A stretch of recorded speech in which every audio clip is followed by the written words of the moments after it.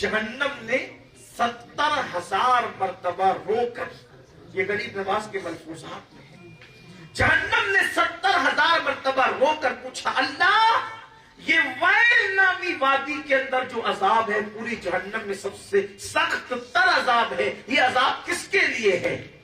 तो अल्लाह ने फरमाया, जो नमाजों में सुस्ती करते हैं, जो नमाजों में गफलत करते हैं, उनके लिए वैल में अजाब है। यानी नमाज तो पढ़ते हैं मगर वक्त गुजार के पढ़ते हैं। सोचो मेरे भाइयों, जरा गौर तो करो, अंदाजा तो करो, जो नमाज में सुस्ती और गफलत करे उनको इतना सख्त तर अजाब है, जो सिरे से नमाज ही नहीं पढ़ते,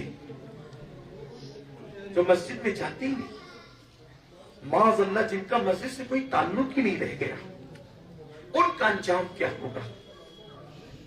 अल्लाह के रसूल सल्लल्लाहु अलैहि वसल्लम फरमा रहे, मैं उनसे बेजार हूं। आका फरमाते मैं उनसे बेजार हूं जो नमाज जानबूझकर छोड़ते। बल्कि मेरे आका अलैहिस्सलाम फरमाते, बेनमाजी को अगर वो गरीब है, बेनमाजी अगर गरीब है, उसको ज़कात मत दिया करो। बेनमाजी को ज़कात मत दो। आका फरमाते बेनमाजी को अपने पास मत बिठाओ, इसलिए कि बेनमाजी को अपने पास न बिठाना, क्योंकि बेनमाजी पर मुसलसल आसमान से लानत बरसती रहती है।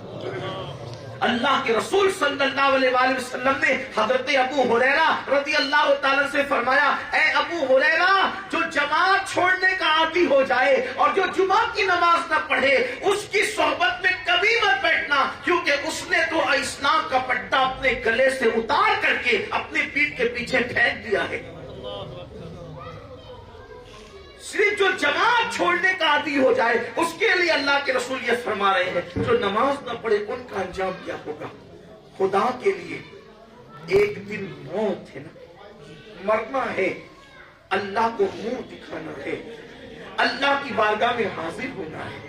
यहाँ गफलत में तो जिंदगी गुजर जाएगी और जिंदगी गुजर रही। सरकार गरीब नवाज अपने मलफूजात में फरमाते हैं, जिसने नमाज नहीं पढ़ी वो अपनी जिंदगी को ज़ाय कर रहा है, अपनी जिंदगी को बर्बाद कर रहा है, अपनी जिंदगी को तबाह कर रहा है। आओ गफलत से निकलो, अपनी जिंदगी का कोई मकसद है, हम क्यों पैदा हुए, अपनी जिंदगी के मकसद को समझने की कोशिश करो।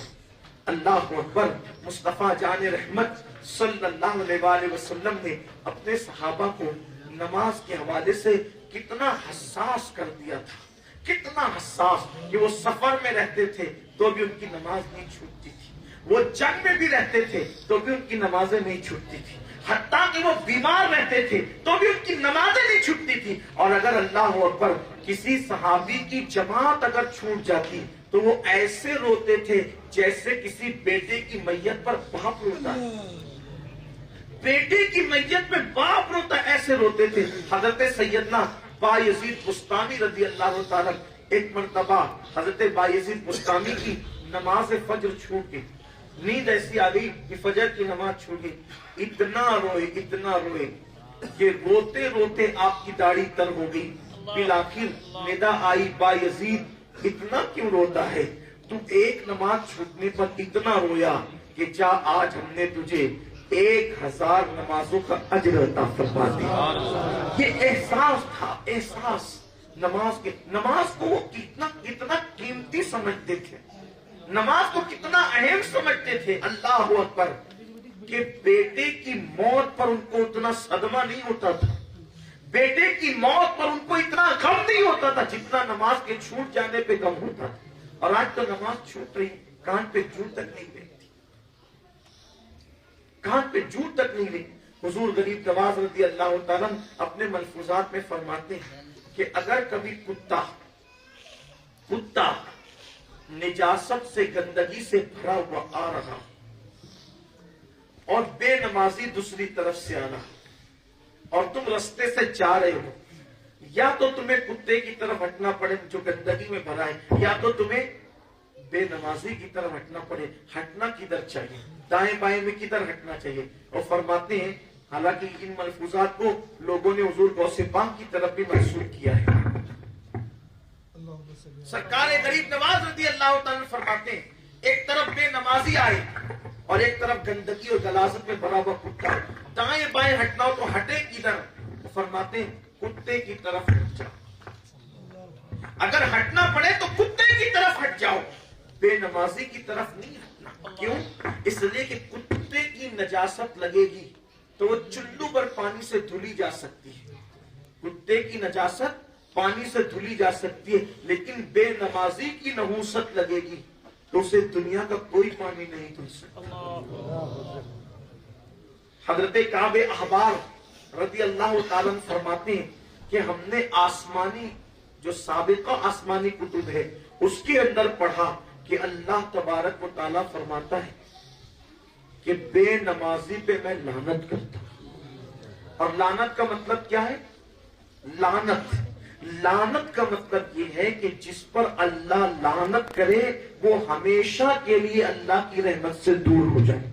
لعنت کا مطلب یہ ہے، اسی لیے اسلام نے کسی پہ لعنت کرنے سے منع کیا، حتیٰ کہ فرمایا کہ کھٹمر پہ بھی لعنت مت کرو، مکھی پہ بھی لعنت مت کرو، مچھر پہ بھی لعنت مت کرو، نام لے کر کسی پہ لعنت مت کرو۔ یہاں تک فرمایا گیا اللہ اکبر جب تک کہ کفر پر کسی کے خاتمے کی قطعی اور یقینی تحقیق نہ ہو اس وقت تک کہ کسی پہ لعنت مت کرو۔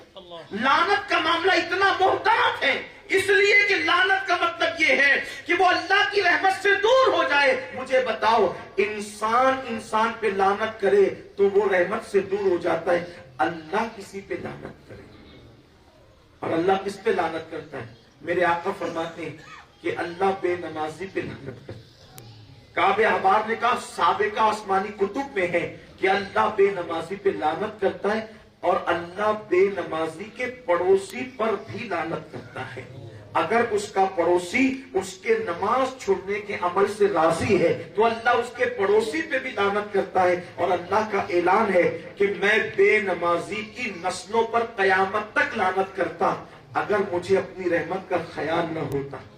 یہاں تک کہ کعب احبار کہتے ہیں کہ سابقہ آسمانی کتب کے اندر یہ بات موجود ہے کہ جب بے نمازی اپنے گھر سے نکلتا ہے تو چھوٹے موٹے کیڑے اور مکوڑے اللہ کی بارگاہ میں عرض کرتے ہیں اے اللہ تو ہمیں اتنی طاقت عطا کر کہ ہم اس کو ہلاک کر دے اور اس کو تباہ کر دے۔ آپ مجھے بتائیں چھوٹے موٹے کیڑے مکوڑے جب ایک بے نمازی کو اتنی نفرت کی نگاہ سے دیکھتے ہیں اللہ اکبر تو اللہ کے فرشتے اس کو کتنی نفرت کی نگاہ سے دیکھتے ہوں گے، اللہ کے انبیاء کے نزدیک وہ کتنا قابل نفرت ہوگا۔ اللہ اکبر آج قوم مسلم نے اللہ کے در سے اللہ کے گھر سے اپنے رشتے کو کمزور کر کے نمازوں کو چھوڑ کر تباہی اور بربادی کو مول لیا ہے۔ سید امین آپ کا ادنا